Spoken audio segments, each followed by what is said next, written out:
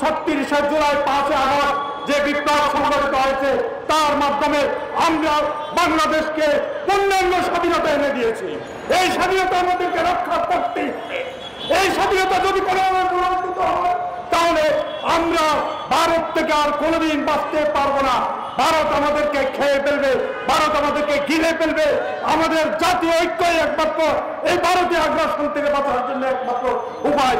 আমরা জাতীয় ঐক্য গঠন করবো। আমি বলতে চাই, এই ঐক্য কোনো স্বৈরাচারকে নিয়ে না, কোনো ফ্যাসিস্টকে নিয়ে না।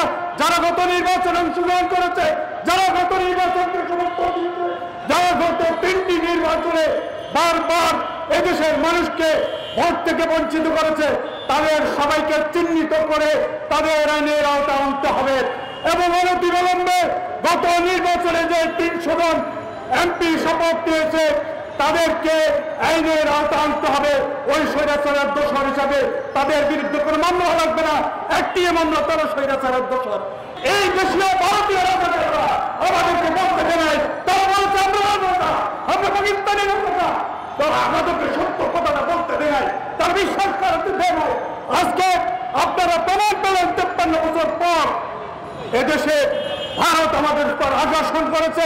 ভারত তাদের স্বার্থেই আমাদের দেশকে স্বাধীন করেছে, আমাদেরকে স্বাধীনতা অর্জন করার জন্য দেয় নাই।